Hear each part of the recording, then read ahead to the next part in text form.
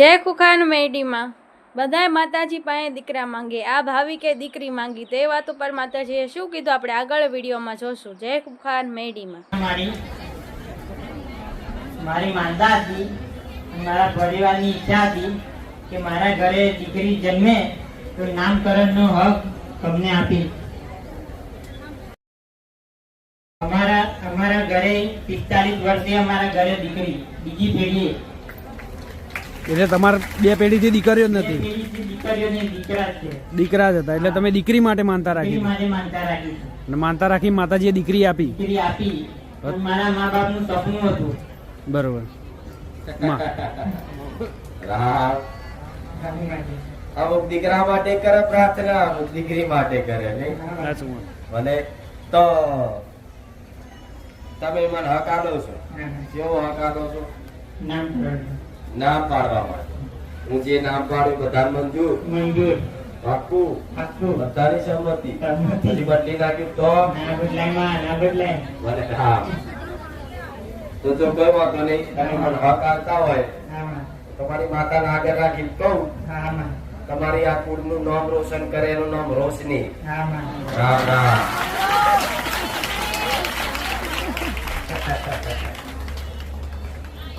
નામ ગમે કે નહીં?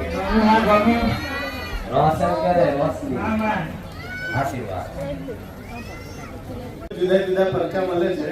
હવે આપણે રવિવારે તમે મને કીધું હતું કે આપણા કુળદેવી બહુચર માં છે એટલે એમની સ્થાપના કરવાની હતી, પણ મારી મમ્મી જલારામ બાપામાં માને એટલે એમને મનાવવા માટે મેં તમારી જ માનતા રાખી હતી માં, કે રાજી ખુશી માની જાય ને સામેથી કે એવું થયું. એમને રાજી ખુશી માની ગયા અને સામેથી એમને કીધું કે આપણે માતાજીની સ્થાપના કરીએ અને સુખ શાંતિથી અમારી માતાજીની સ્થાપના થઈ ગઈ. માતાજી તો આ શ્રીફળ ચુંદડીને અગરબત્તીમાં માતાજી પછી બુધવારે અમારી માતાજીની સ્થાપના થઈ ગઈ. અમારી કુળદેવી માની માં 3-4 પેઢી પછી અમારા માં મળ્યા માં, તો માં આ શ્રીફળ ચુંદડીની અગરબત્તી માં એના પેટે અને માં અમારી બુધવારે જ આપણે માતાજીની સ્થાપના કરી. અને પછી મારા પત્નીને હજુ 1 મહિનામાં 2 દિવસની વાર હતી, પણ એને અંદરથી એવું થયું કે આપણે ટેસ્ટ કરીએ. એમને ટેસ્ટ કર્યો તો પ્રેગ્નન્સી પોઝિટિવ આવી, મતલબ સારા દિવસ આવી ગયા માં. અને તમે કીધું હતું કે ચૈતરમાં અજવાળા થશે, તો આજથી 9 મહિના ત્યારે જ થાય છે જ્યારે ચૈત્ર માસ આવશે માં.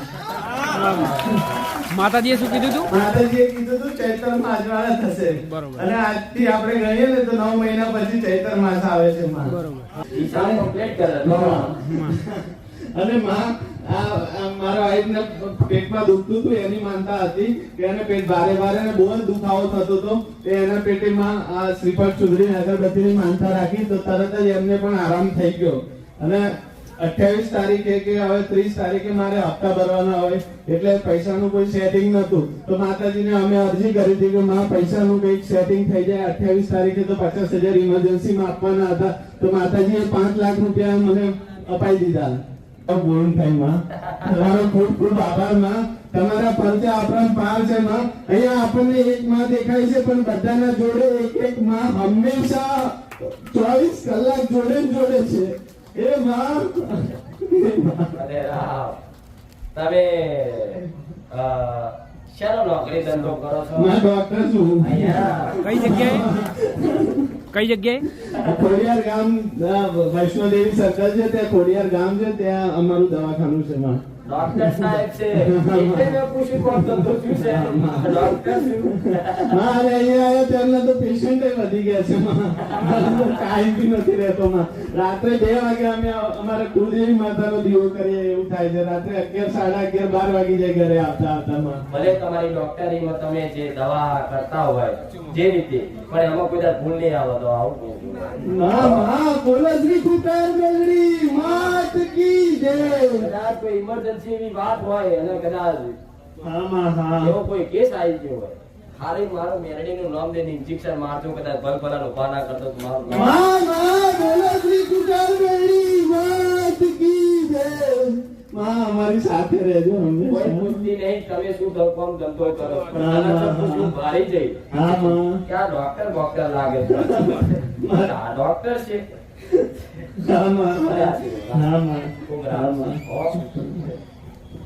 મર્સિડીઝ તો આપી દીધી, પણ હવે ડીઝલ પુરાના પૈસા નતા. એટલે થોડા દિવસ તો 1000 રૂપિયાનું પુરાઈને ચલાવ્યું. પછી માતાને કીધું કે મારી કંઈક પૈસાનું કંઈક કરી આપો ને. તો ગયા અઠવાડિયે માતાજીએ મને 5 લાખ રૂપિયા કરી આપ્યા. એની માનતા મેં પૂરી કરી અને આ અઠવાડિયે માતાજી 17 લાખ રૂપિયા આયા છે માતાજી.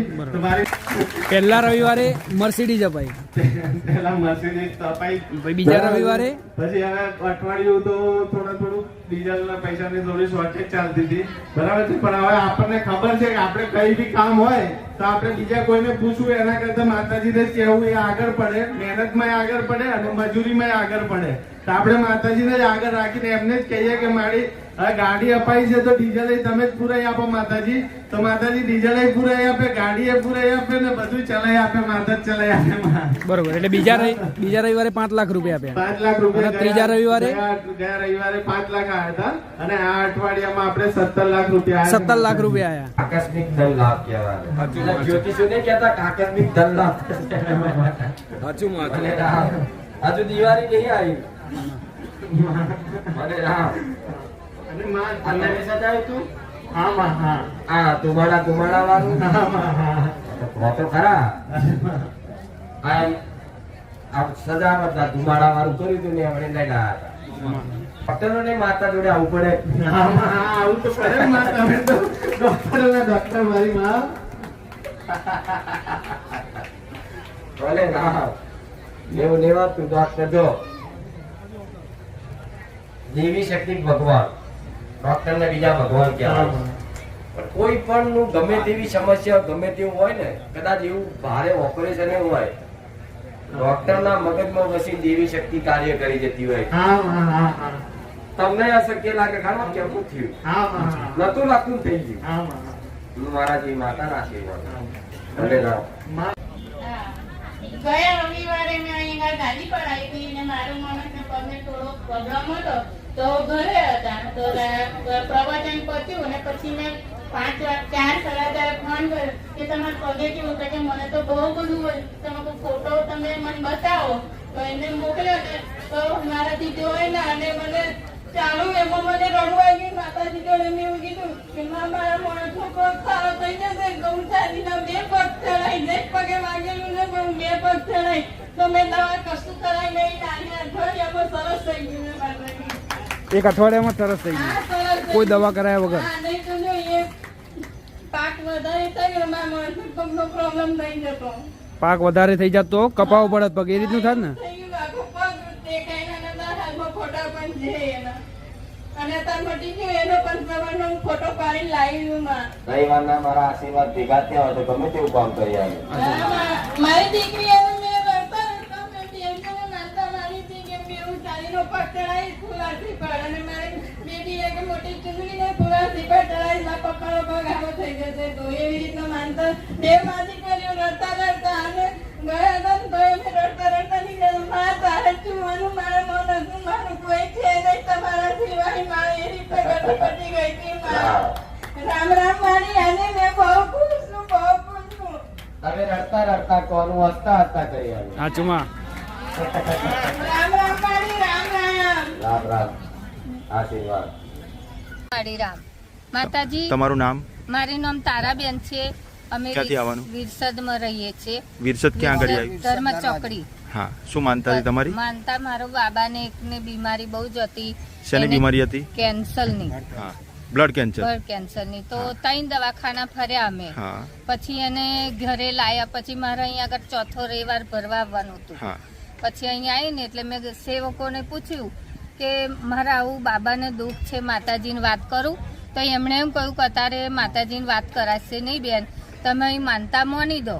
માતા મેલડીયા ખૂંખાર મેલડીને મેં વાત કરી કે માં તું ગમે તઈ છું, તું એક જ દેખાવ છું મને, પણ જો મારા બાબાને અત્યારથી એને લોહી જે શરીરને ચોંટી ગયું છે બધું અને મોટા મોટા ચકોમાં છે એને હમાઈ જશે તો હું હવાસે પહેરા અને એક ચૂંદડી નારિયેળ તારી માનતા કરીશ અને અત્યારથી મારા બાબાને બીજા જ દિવસ સારું થઈ ગયું. તમે માનતા માની અને બીજા જ દિવસે? દિવસ પણ પછી એક રવિવાર અવાયું નતું. એટલે આજે માનતા પૂર્ણ કરવા માટે આવ્યા છો? પૂર્ણ કરવા માટે આયા. તો તમારા છોકરાને બ્લડ કેન્સર હતું, તમે 3 જગ્યાએ ફર્યા, 3-4 દવાખાને, હા. બરાબર? અને પછી ખૂંખાર મેલડી માની માનતા માની હા હા તો બીજા જ દિવસે ફરક પડી બીજા ગયો દિવસે એને લોહી બધું જ આમ આપણા જેવું શરીર બની અને ગયું. પહેલા કેવું થઈ ગયું હતું? પહેલું તો એને બહુ જ આમ મોટા મોટા આમ ચક્કામાં જેવી આપણે આમ કેવું આમ હોય ચુંદડી હા. એવા ચક્કામાં હતા. હવે લોહીના હા એને અને તમે આમ માતાજીની સારું માનતા થઈ માની કુંખાર મેલડી માની ગયું. ખાર તો મેળવી. બીજા જ દિવસે ફરક પડી ગયો. આજે માનતા પૂરી કરો. આજે પૂરી કરવાયા જ છે એમાં. અને મેટલનું નામ તો મારું નામ રમેશભાઈ શાંતિલાલ પાલિયા છે. જરોદ વડોદરાથી આવું છું. બરોબર. મારે માનતા હતી કે એમ દવાખાનામાં પડ્યો હતો 5મા મહિનાની અંદર, બરોબર. શરૂઆતની અંદર. તો અઠવાડિયું બીજે પ્રાઇવેટમાં દવાખાનું કરાયું પણ એ મેર પડ્યો નહીં. તો અહીંયાથી પાછું ચેન્જ કર્યું. લીવર પર હોજો હતો. બરોબર. એટલે હોજાની અંદર મારે આ શરીરે અડે તો બી મને દુખે, કોઈ બી મને પકડી ના શકે એવી કન્ડિશન હતી. તો બીજે દવાખાને દાખલ કર્યો. ત્યાં રિપોર્ટ કરાવતા ડૉક્ટરે એવું કીધું કે તમારે 1.5-2 લાખ રૂપિયા ખર્ચો થશે. બરોબર. 1.5-2 લાખ કીધું એટલે મારો જીવ એ ગભરાઈ ગયો કે હવે શું કરીએ એમ. કન્ડિશન છે નહીં, પૈસા છે નહીં, ક્યાંથી લાવીએ એમ. તો દાખલ તો કરી દીધા. ઘરનાએ કીધું કે તમે દાખલ થઈ જાય ગમે તે હિસાબે. તો દાખલ થયા પણ મને કોઈ પકડી બી ના શકે. મારો ફ્રેન્ડ બી હતો, એ બી ત્યાં મારી ખબર લેવા આવ્યા હતા. પણ એ જોઈને એ બી વિચાર કરવા લાગ્યા કે આ કેવું દુઃખ છે એમ. બરોબર. દાખલ થયો 2-3 દિવસ જેવા થયા. રિપોર્ટ બધું કરાવ્યું. તો પછી મેં માનતા લીધી કે હવે મારી સહન નહીં થતું એમ. કોની માનતા? ખુંખાર મેરડીમાં બારેજાવાળા કે મને ગમે તે હિસાબે સારું થઈ જાય ને 50,000 સુધીનો ખર્ચો આવે તો વાંધો નહીં આવે એમ. ગમે તે હિસાબે સેટિંગ થઈ જાય પણ 1.5-2 લાખ રૂપિયા તો ક્યાંથી લાવવા એમ. બરોબર. એટલે પહેલા 1.5-2 લાખ રૂપિયા ખર્ચો 1.5-2 કહેતા હતા લાખ ડૉક્ટર. ડૉક્ટરે કીધું. બરોબર. અને એની અંદર કે મને 50,000ની અંદર જ મારું રિકવર આવી ગયું. બરોબર. અને મને સારું થઈ ગયું. 10 દિવસમાં ત્યાંથી મને રજા આપી દીધી. બરોબર. એટલે તમને થયું હતું શું? લીવર પર હોજો ચડી ગયો. બરોબર. એટલે ડોક્ટર શું કહેતા 1.5-2 લાખ રૂપિયા ઓપરેશન નહીં કરાવવું પડશે, 1.5-2 લાખ રૂપિયાનું થશે. 1.5-2 લાખ પણ તમારી જોડે 1.5-2 લાખ રૂપિયાની સગવડ હતી નહીં. સગવડ જ નથી. એટલે તમે માતાજીને એવી પ્રાર્થના કરી કે 50,000ની અંદર બધું પૂરું થઈ જાય એમને, તમને સારું થઈ જવું સારું થઈ જોઈએ. જાય, સારું થઈ જાય. બરોબર. અને માનતા રાખી પછી એ પછી 10 દિવસની અંદર તો મને રજા 10 દિવસમાં રજા મળી ગઈ. તમને જે તકલીફ હતી એ પણ સારું થઈ સારું ગયું. થઈ ગયું. મેં અત્યારે વકીલાતનું કરું છું. બરોબર. તો મારે કોર્ટની અંદર મારે ટોપી ના ચાલે. બરોબર. વકીલના વ્યવસાયની અંદર. તો મેં માતાજીને બહુ પ્રાર્થના કરી હતી કે માં હું વકીલાત કરું છું તો મારે કોઈ બી હિસાબે મારે ટોપીનો પ્રોબ્લેમ ના આવવો જોઈએ. બરોબર. તો અત્યાર સુધી હાલની તારીખમાં પહેલા મહિનાથી શરૂઆત કરી છે. ત્યારનો માતાજીના પાર આવ્યો ત્યારથી વકીલાતની શરૂઆત કરી છે. બરોબર. ત્યારથી અત્યાર સુધી મારે કોર્ટની અંદર કોઈ પ્રોબ્લેમ નહીં.